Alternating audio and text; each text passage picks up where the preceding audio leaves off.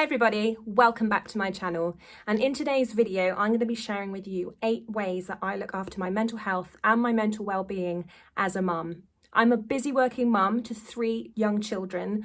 I don't have any family near me. I don't have any kind of support system to help me with my children. I do it totally alone with my husband, and it is a difficult task. Being a mum is hard. It is so stressful and it can have a huge impact on our mental health. I find that it's not only difficult dealing with children, but also when you're trying to deal with everything else going on in your life, you know, whether that's financial struggles, debt, paying all the bills, or, you know, kind of any other struggles that are going on in your life, it can make parenting so much more harder and it can make things much more difficult to deal with. And so it's really important that we do look after our mental health, because we need to be in the right frame of mind to be around our children. Anything that we do, our kind of behaviour is reflected onto them, and they will kind of start behaving in the same way as us. So we need to be looking after ourselves. We need to be looking after our mental health so that we can parent in the best possible way for our children. I also find that the worst time that I can kind of spiral into such a fog is when it's time of the month. That is the worst time for me, when I'm carrying kind of other stress and worries, trying to parent, and you know, you lose yourself, you lose who you were, you lose who you used to be, you feel like you don't have any time for yourself. And the worst time is when it's that time of the month and your hormones are all over the place. Everything is 100 times worse, and I just can totally spiral sometimes into this really horrible fog, a really horrible state of mind where I can be very short-tempered. I have no patience with my children, which can be horrible, and I sometimes find myself crying for days or crying myself to sleep because I start to question life choices. I start to question decisions I've made. I start to feel guilt, mum guilt, and all these horrible negative feelings just consume me. I think sometimes one thing that we seem to convince ourselves about is that we don't have time for anything, that we don't have time for ourselves. And yes, that is 90% true. We don't have the time for ourselves that we used to before we were parents, but it's now down to us to find time, you know, whether that's 5 minutes or 10 minutes each day. We have to find that time to focus on ourselves and to look after ourselves, because otherwise we just won't be able to get out of that awful funk. So one of the first things I try and do, like I say, is I try to find 10 minutes in my day. I know we say we don't have time to do anything. We can find 10 minutes. We must. There's 10 minutes perhaps when your child goes for a nap, or there's 10 minutes on your lunch break, or you can take 10 minutes, take a 10-minute break from your computer, from work. Take 10 minutes before you go to bed in the evening. Just find 10 minutes and find something that you want to do for you. That might be a 10-minute workout, that might be a 10-minute walk, that might be 10 minutes listening to music or reading a book or speaking to a really good friend. If you can find those 10 minutes every day doing something that makes you feel good, it really does have a huge impact, and it really does massively help. I mean, personally, for me, it really does help to go and do something for 10 minutes that's just for me, that doesn't involve anybody else, and it can really lift my mood. The second thing that is really, really important is that we ask for help. When we are super struggling, there's so many things going on in our head. Sometimes we think that it's obvious that we're struggling and that people should know we're struggling. My husband should know that I'm not coping. Why aren't people helping me? Why aren't people offering? The truth is, people don't know. People don't know what's going on in your lives. People don't know what you're thinking, what you're feeling. And it's really important to speak to somebody and say, I need help. I need 10 minutes. I need an hour. You know, ask your husband, schedule that time. Ask him to take your children out for an hour, totally out the house, away, so that you can have an hour to yourself. If you're fortunate enough to have family nearby, then make sure you are asking your family to chip in if they can. Have them for a couple of hours on the weekend. Just ask for that time, ask for that support. It's really important, because People aren't going to assume that you need that. People aren't just always going to offer. So do ask for help. The third thing that I do is get out the house. Just get out the house. If you're having a really tough day where your mind is consumed with stressful things going on in your life, you might be worried about a particular bill that you can't pay, and your children are being very demanding. In your mind, they're being demanding, asking for things, and you can't concentrate, and you're snapping, and you're cross, and you're angry, and you feel super anxious and worried. Sometimes one of the best things to do is just get out the house. You might not be able to get away from your children, but put a coat on, get out for a walk. And sometimes we kind of think, oh, I don't want to go out for a walk. I'm not in the mood. I can't be bothered to go for a walk. Like, now is not the right time for me to go for a walk. But push yourself, because, it's absolutely proven that getting out in nature lifts your mood. It works wonders on how you're feeling. Even just today, I have been so stressed about something personal going on in my life that just to go for a walk for 30 minutes, I popped my youngest in the pram, went for a walk, the sun is shining, the sky is blue, I'm looking at nature, and it just has a wonderful impact on you, and it can just make you kind of face the rest of the day with a different frame of mind. So I just find that going out for a walk, or pushing myself to get out for that walk, because sometimes I have a challenge with myself to even get out the house. But it's really important that you leave the four walls that you're in, because if you just stay in, you're just going to be on loop, on repeat with how you're feeling, what you're thinking, what you're doing, and it can make you feel claustrophobic. So I honestly recommend to get out for a walk. My fourth tip would be to write or journal. Have a notebook, because sometimes our minds are so overcrowded with things going on. When we're really anxious about something, or we feel really stressed about parenting itself, and we start to get super snappy with our children, and we don't have any patience, and it just puts us in a bad mood, and every little thing can irritate us or set us off, and we're not being the best person we can be for our children. And sometimes that's a lot to do with what's going on in our heads. And so I tend to get a notebook or a journal, and I just write anything I want to write. Just get everything out of your mind and onto paper, and you will feel much lighter after. It does really make a difference. If you're not a big writer, then sometimes I even talk to myself. I talk through certain situations with myself, getting things out loud. But yeah, writing a journal can just get all those kind of negative thoughts out your mind, or all those stressful scenarios going on in your life, get them out on paper.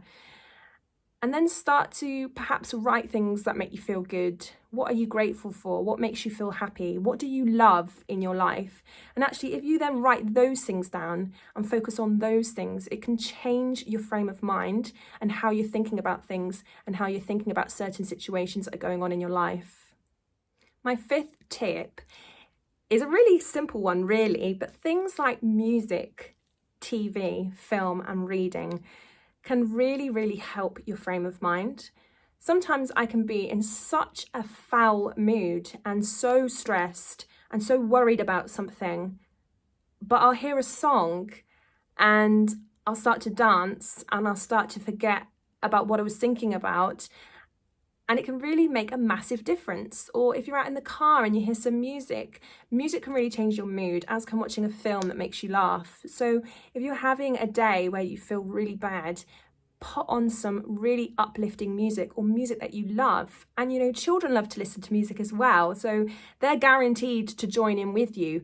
But music can have a massive impact, or even just sitting down and watching a funny film, as I said, something that's going to make you feel good, something that's going to make you laugh, something that's going to take your mind off what you were thinking about before.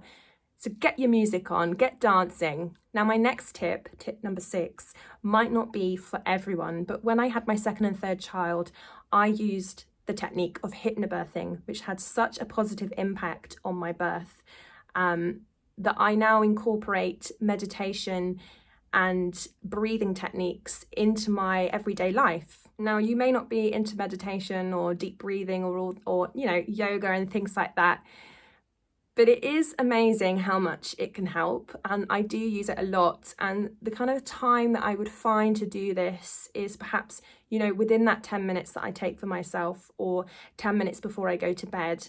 And what I do is I go onto YouTube and I look for guided meditation. So you don't need to do anything except listen to this guided meditation, and it will be someone talking on that video, talking to you, guiding you through how to take your mind somewhere else, how to bring your breathing back down. Because sometimes what we don't realize is we're so tense and stressed, we're breathing really fast, our heart is racing, and it's really important for our health to be able to bring our heart rate back down and to bring our breathing back to a normal rate. And so breathing techniques and meditation are really useful for that.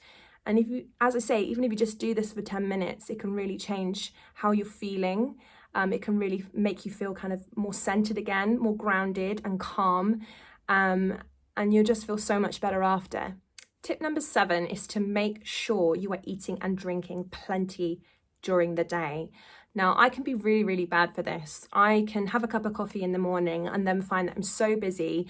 I get to after school run and I realise I haven't had lunch, I haven't had a drink, I haven't had any water, and I can start to kind of get, like food shakes, and I'm snappy and cross. I don't deal with situations very well compared to the days in which I do make sure I've had plenty to eat.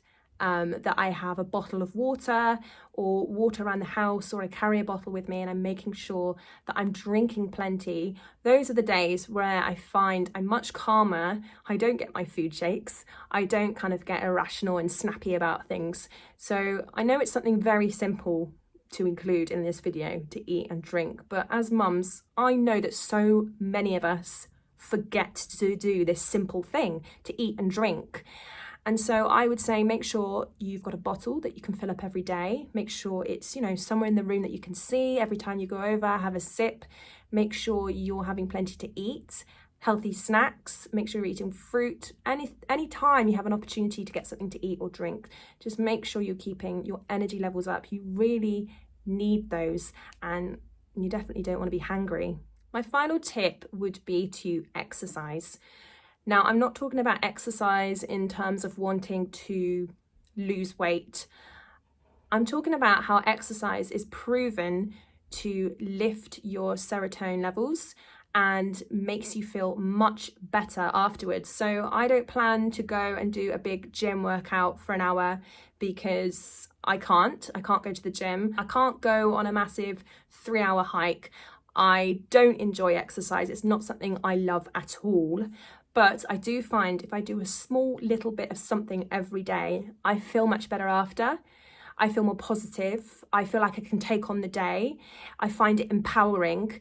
And so I do very simple things like follow 10-minute workouts on YouTube, 10-minute yoga routines, 10-minute stretches, 10 minutes of different kinds of sit-ups. I do something very basic and very easy just to kind of get, my blood pumping, get my mind in a better state. And then afterwards, I feel like I can take on anything. And that kind of horrible mood that I might have been feeling or might have been hanging over me shrinks a little bit, and I just feel so much better. So those are just a few things that I try to do each day, either to just kind of incorporate it into my routine to make sure I'm feeling happy and positive, or to try and get me out of some kind of mood or kind of dark place that I might be in. But it's really important that we show up for our children. They need us. And if we are in a kind of bad, snappy place, it's not good for them, it's not good for us, it's not good for our relationship, and it's not going to make the day any easier. So it is all about working with ourselves, really. We need to have that relationship with ourselves to push ourselves to try and change that mood. There is no point in kind of wallowing in something all day long, because it will just make the day so much more difficult. Doing these things won't make a situation disappear. If you've got some kind of financial issue, it's not going to make it disappear. If you've got a really difficult relationship in your life, or you're having marital problems, it's not going to make that disappear. But it can, for a few moments, just make you feel better.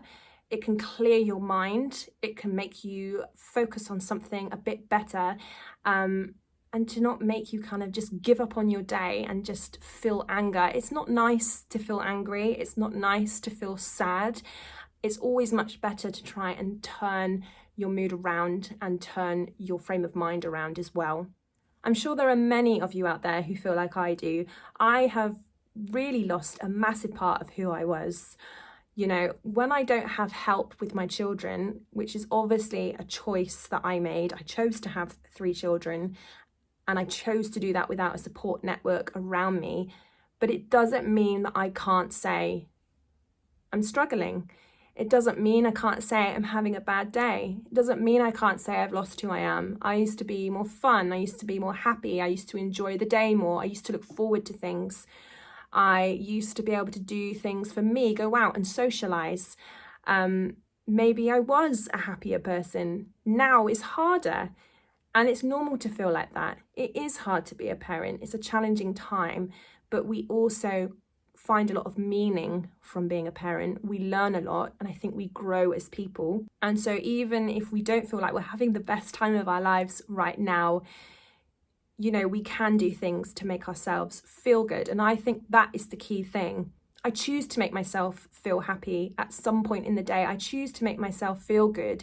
I choose to find time in the day to do stuff for me that will make me feel better. Thanks so much for watching this video today. If you have any tips that you would like to share in the comments below, I would love to hear anything that other mums do to make themselves feel more positive, more happy, any kind of self-care tips that you do, anything that helps you to look after your mental well-being, please do share them below. Anything that will help other mums, I think, is really important. I've loved having you here today, and I would love for you to stick around. So don't forget to hit that subscribe button, and I hope to see you on my next video. Take care of yourself. Bye-bye.